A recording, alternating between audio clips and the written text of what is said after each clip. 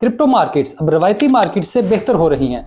हालांकि अभी प्राइस इस बात को सपोर्ट नहीं कर रही, लेकिन एक बार फिर बेसिक नंबर्स बता रहे हैं कि इनकी डीकपलिंग शुरू हो गई है और मार्केट्स में सबसे अहम चीज ट्रेडिंग तेज हो रही है।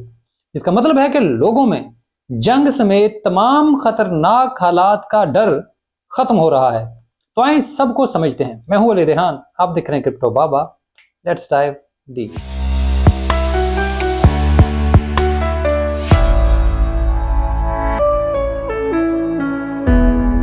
मार्केट्स में सबसे अच्छा असर हिजबुल्लाह की प्रेस कॉन्फ्रेंस से पड़ा, जहां उन्होंने इजराइल के साथ सीज फायर की बात की। अब इस एक बयान की वजह से अंदाजा हुआ कि शायद मशरक़े वुस्ता में जारी जंग का हल करीब है, यानी अब थर्ड वर्ल्ड वॉर का कोई चांस नहीं, जो बिल्कुल पहले भी नहीं था। लेकिन इस बयान के बाद तो बिल्कुल ही कहानी खत्म हो गई और अब बहुत ज्यादा चांस है कि हम जल्द ही खित्ते में अमन देखेंगे। इस सब के बाद मार्केट्स में एक रिलीफ आया और ट्रेडिंग वॉल्यूम बढ़ा, जिसके बाद लोगों ने प्रॉफिट टेकिंग भी की, क्योंकि जो लोग अब तक खरीद रहे थे वो मार्केट में मौजूद ब्लड खरीद रहे थे। और जैसे ही ये सूरत हाल खत्म हुई तो उन्होंने 20 से 25% के प्रॉफिट उठाए और निकल गए। हर मार्केट के अपने ट्रेडर्स होते हैं, जैसे कुछ टॉप के करीब ट्रेड करते हैं, कुछ बॉटम के करीब खरीदते हैं और फिर कुछ ऐसे हालात को देखकर मार्केट में कूदते हैं।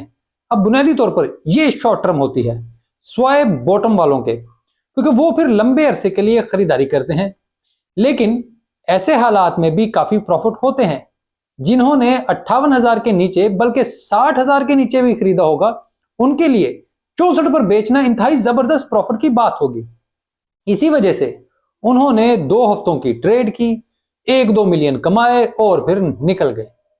अब उन्हें ऐसे ही किसी ट्रेड का दोबारा फिर से इंतजार होगा, जहां उनको लगे कि वो लोकल बॉटम खरीद रहे हैं और बस फिर वो ऐसे ही पैसे कमाएंगे और सुकून करेंगे। अब इसके मुकाबले में अब बाकी मार्केट्स देखें। गोल्ड 1.5% गिरा, ऑयल और सिल्वर 4% गिरे। इसके मुकाबले में अमेरिकी टेक स्टॉक का इंडिकेटर नेस्डेक 1.5% बेहतर हुआ। लेकिन क्रिप्टो मार्केट्स में सूरत हाल बाकी मार्केट्स के मुकाबले में बेहतर रही। लेकिन बाकी मार्केट्स में लोग अब भी आलमी वाकयात जैसे कि इजराइल और ईरान के तनाज़े, चीन की मईशत और अमेरिकी इंतखाबात वगैरह में ज्यादा दिलचस्पी ले रहे हैं। वो अब भी सियासत को देखकर ट्रेडिंग कर रहे हैं, जबकि क्रिप्टो मार्केट्स में लोगों की रिस्क एपेटाइट ज्यादा होती है। उनके लिए ये जंगें और सियासत इतनी अहम नहीं होती। तो इसी वजह से यहां आकर मार्केट्स रवायती मार्केट से डीकपल हो जाती हैं। और जब भी बुल रन आता है तो इससे पहले crypto markets Aahista Aahista रवायती market से डीकपल होने लगती हैं, क्योंकि उनका बुल रन बहुत तेज और बड़ा होता है। इस दौरान फिर जो मर्जी हो, मार्केट्स ने कभी मुड़कर नहीं देखा। 2013, फिर 2017 और फिर 2021 में क्या कुछ नहीं था। इजराइल जंग, चीन अमेरिका तजारती जंग, कोरोना, हर बार कुछ ना कुछ मौजूद था। लेकिन जब मार्केट्स डीकपल हुई तो फिर वो किसी अहम तरीन मसले को भी खातर में नहीं लाई। और अब जैसे जैसे ये रिएक्शन मेरे सामने आया तो मैंने इस पर काम किया और आपके साथ शेयर किया। अब ये बुनियादी तौर पर बहुत इब्तदाई चीजें हैं, लेकिन ये डीकपल होना बताता है कि हम पैराबोलिक बुल रन की तरफ बढ़ रहे हैं और ये 2025 में काफी मजबूत होगा। अब मसला यह है कि पिछली बार लोगों ने मार्च 2020 के बाद से ही कमाना शुरू कर दिया था। लोगों ने लिंक समेत हर कॉइन में बहुत कुछ कमाया, फिर अगले साल के एंड तक प्रॉफिट्स जबरदस्त थे। लेकिन वो ये नहीं देखते कि बुल रन फिर मार्च 2021 में पाई साइकिल चार्ट पर खत्म हो गया। उसके बाद रिलीफ रैली में कमाया। अब अगर सितंबर 2025 में बुल रन का एंड होता है तो इस हिसाब से हम आखिरी 12 महीने की विंडो में शामिल हो चुके हैं, जहां हम इस पैराबोलिक बुल रन में बहुत कमाएंगे। इसके बाद जो लोग यहां मौजूद होंगे वो रिलीफ रैली में भी बहुत ज्यादा कमाएंगे।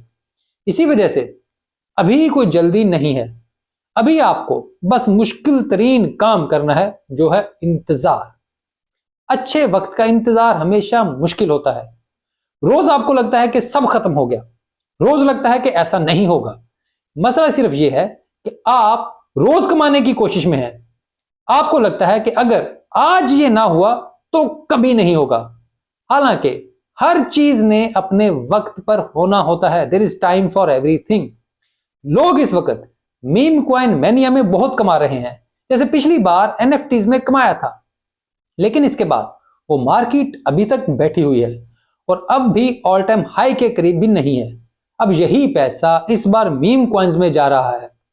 पिछली बार भी एनएफटी के नाम पर सबसे बड़े फ्रॉड सोलाना पर हुए। इस बार भी ये फ्रॉड सबसे ज्यादा सोलाना पर हो रहे हैं। लेकिन लोग बहरहाल ऐसा जुआ खेलते हैं।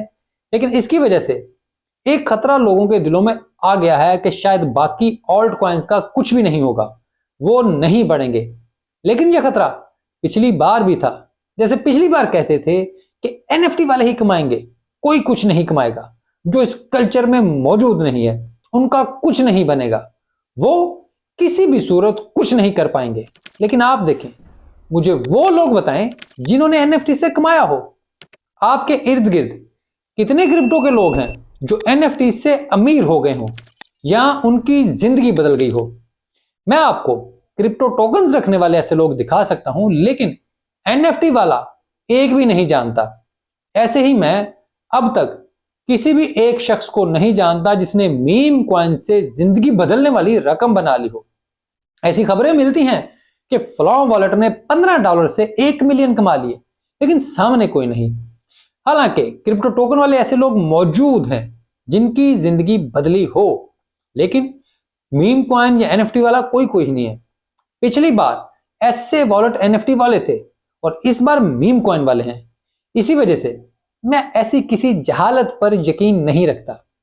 मैं यही चाहता हूं कि आप सब एक सीधे रास्ते पर चलें जो इन्वेस्टर का रास्ता है। ये मार्केट अब भी बहुत छोटी है।